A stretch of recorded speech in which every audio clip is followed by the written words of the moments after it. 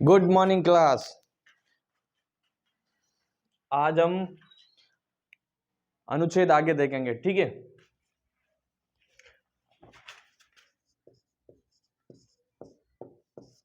सबसे पहले हम अनुच्छेद 1 के बारे में पढ़ेंगे। हमने प्रस्तावना देखी थी और उस संविधान के स्रोत देखे थे। आज के सेशन में हम अनुच्छेद स्टार्ट करेंगे डिटेल से, एक एक अनुच्छेद। सबसे पहले अनुच्छेद में क्या दिया हुआ है? पहले अनुच्छेद में संघ और उसके राज्य क्षेत्र दिए हुए हैं। क्या दिया हुआ है? संघ और उसके राज्य क्षेत्र। संघ और राज्य क्षेत्र। संघ प्रथम पहले अनुच्छेद में संघ और उसके राज्य दिए हुए हैं।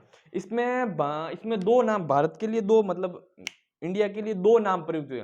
भारत और इंडिया शब्द का प्रयोग हुआ है इसमें। भारत और इंडिया।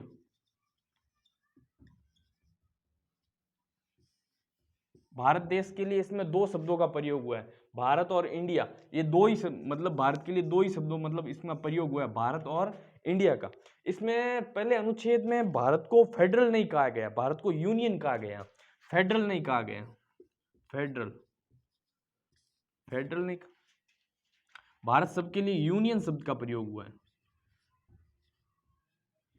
इसमें क्या प्रयोग हुआ है? भारत के लिए यूनियन शब्द का प्रयोग है। अब फेडरल और यूनियन क्या होता है देखते हैं। फेडरल क्या होता है कि फेडरल में मतलब कि जो राज्य होते हैं ना, राज्य राज्य होते हैं वो शक्तिशाली ज्यादा होते हैं। फेडरल के अंदर मतलब राज्यों के पास शक्ति ज्यादा होती है, क्योंकि अमेरिका जो है वो एक फेडरल मतलब अमेरिका में फेडरल देश की प्रणाली, मतलब अमेरिका फेडरल देश है, उसमें राज्यों के पास शक्ति ज्यादा है। जबकि जो मतलब केंद्र के पास शक्ति वो कम है, क्योंकि उसमें जो राज्य है वो मतलब स्वतंत्र हो सकते हैं, मतलब अलग हो सकते हैं।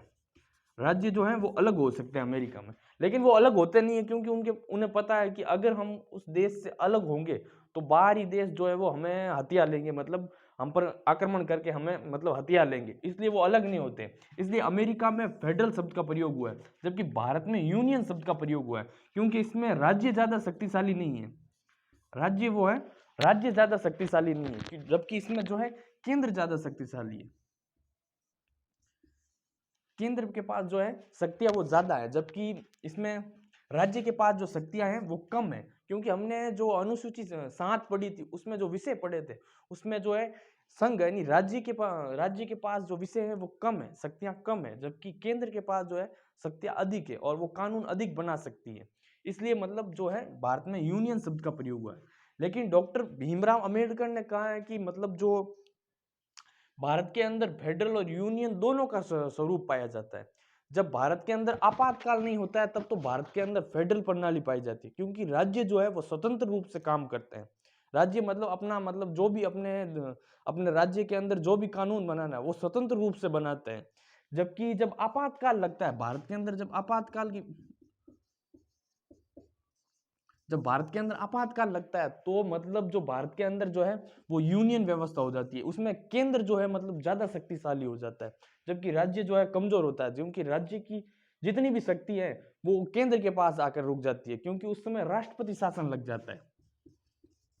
आपातकाल कौन लग जाता है? राष्ट्रपति। उस समय राष्ट्रपति शासन लग जाता है, इसीलिए जो है केंद्र जो है वो ज्यादा मजबूत होता था, केंद्र जो है वो ज्यादा मजबूत हो जाता है। इसलिए जो है भारत में फेडरल और यूनियन दोनों की व्यवस्था हो देखी जाती है। क्योंकि जब भारत मतलब एकदम शांत है उस समय स्वतंत्र रूप से, तब उसमें भारत में फेडरल व्यवस्था, क्योंकि राज्य जो है वो स्वतंत्र रूप से काम करते हैं, इसलिए भारत में दोनों व्यवस्था देखी गई है।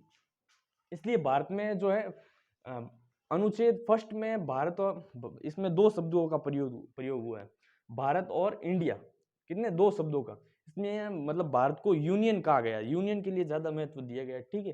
लेकिन जबकि इसमें डॉक्टर भीमराव अंबेडकर ने इन दोनों को कहा कि भारत यूनियन भी है और फेडरल भी है। ये अनुच्छेद 1 में दिया हुआ है। किसमें? अनुच्छेद 1 में दिया हुआ है, ठीक है। आपको पता है कि भारत के अंदर कितने राज्य है? 28 राज्य है और 8 केंद्र शासित प्रदेश है। इसमें ये पहले अनुच्छेद में ये है, आप लिखो देखें।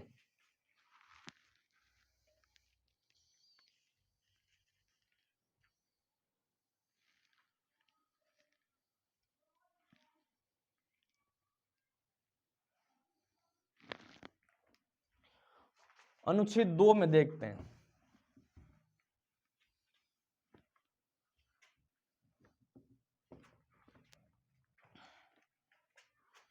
मतलब केंद्र को यह अधिकार है कि वो किसी भी मतलब किसी क्षेत्र को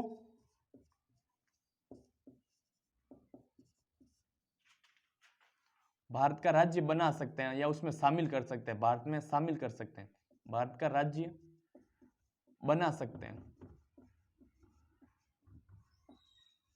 मतलब कि आर्टिकल 2 में दिया हुआ है कि मतलब किसी क्षेत्र को भारत का राज्य बना सकते हैं। जैसे हमने सिक्किम को देखा था, उसमें 35वें संविधान संशोधन के द्वारा भारत का उस सिक्किम को भारत का अपूर्ण राज्य बनाया गया था, और 36वें संविधान संशोधन द्वारा उसे भारत का पूर्ण राज्य बना दिया, पूर्ण राज्य का दर्जा दे दिया गया था। इसीलिए कोई क्षेत्र है, जैसे कि मान लो ये भारत है,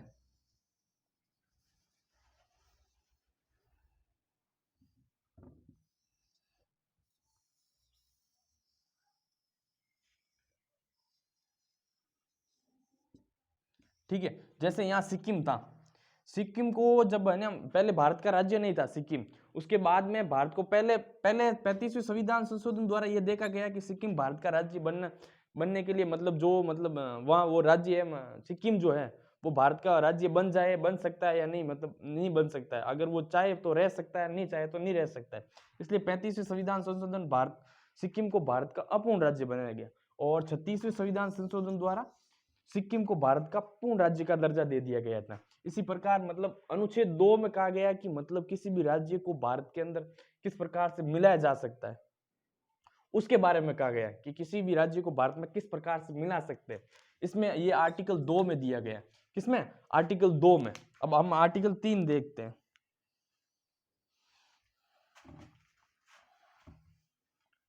आर्टिकल 3 देखते हैं। आर्टिकल 3 में है नए राज्यों का गठन।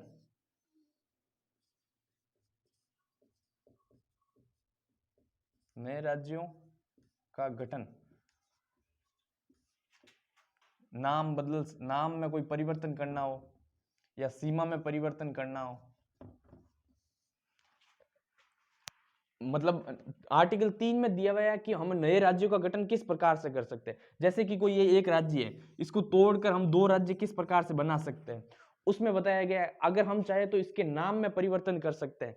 जैसे पहले ओडिशा का नाम ओडिशा नाम था, उड़ीसा का नाम परिवर्तन किया गया। इसी प्रकार से जैसे कि आपने सुना होगा, जैसे मैसूर का नाम परिवर्तन किया गया। मैसूर का नाम परिवर्तन करके क्या किया गया था?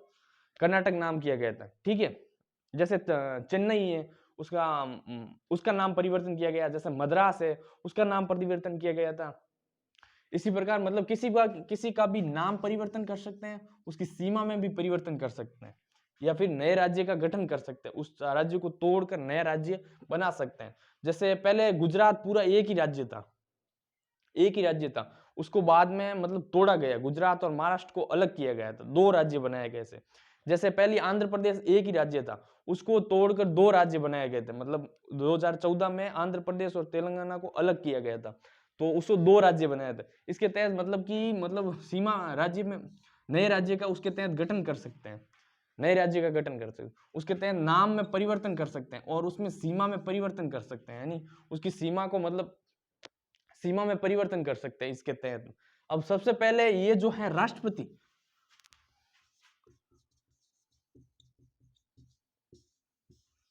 राष्ट्रपति जिस राज्य में सीमा में परिवर्तन करना है या नाम में परिवर्तन करना है, उसका जो मतलब मसौदा तैयार करके वो सबसे पहले उस राज्य की विधानमंडल में भेजेगा।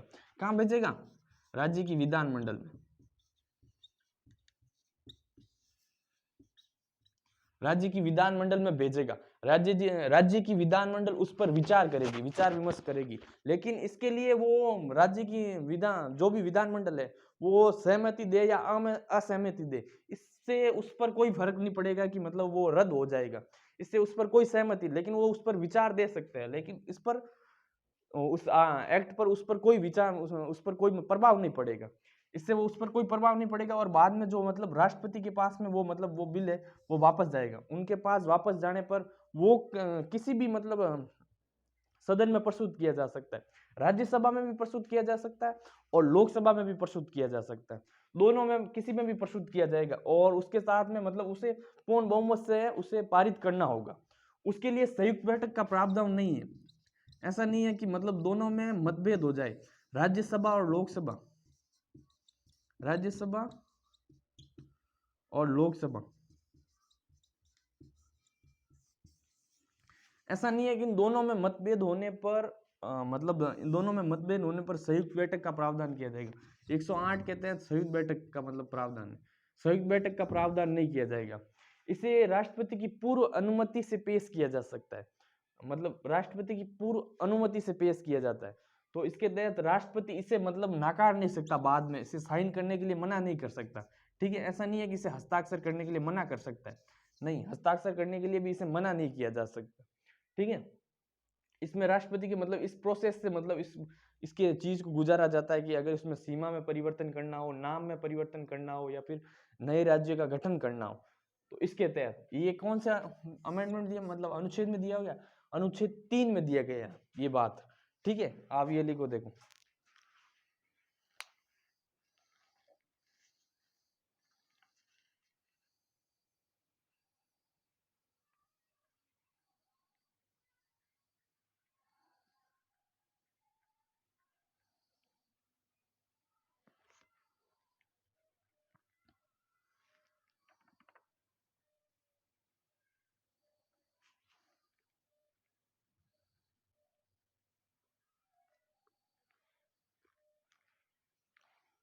अब देखो आर्टिकल 4 में कहा गया है कि मतलब जो आर्टिकल 3 है और 2 है, आर्टिकल 4 में कहा गया आर्टिकल 2 या 3 में कुछ परिवर्तन करने हैं तो इसके लिए कोई संशोधन नहीं किया जाएगा। संशोधन यानी 368 संविधान संशोधन कौन सा है, 368 में संविधान संशोधन की प्रक्रिया बताई गई है। इसके तहत मतलब कि संशोधन नहीं किया जा सकता है। लेकिन अगर मतलब अगर किसी मतलब बाह्य देश को, किसी दूसरे देश को कोई मतलब कुछ क्षेत्र देना है और उसके बदले में कुछ मतलब क्षेत्र लेना है तो उसके तहत संविधान संशोधन किया जाता है।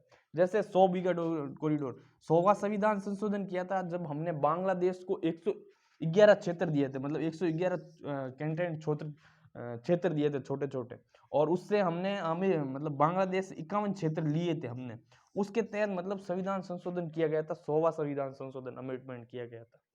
अगर मतलब इससे कोई सीमा में मतलब अगर ज्यादा राज्य को कोई प्रभाव ना पड़े, राज्य को अगर कोई ज्यादा प्रभाव नहीं पड़ता है तो मतलब इसमें कोई मतलब संविधान संशोधन की प्रक्रिया नहीं है कि इसके तहत 368 के तहत संविधान संशोधन किया जाए।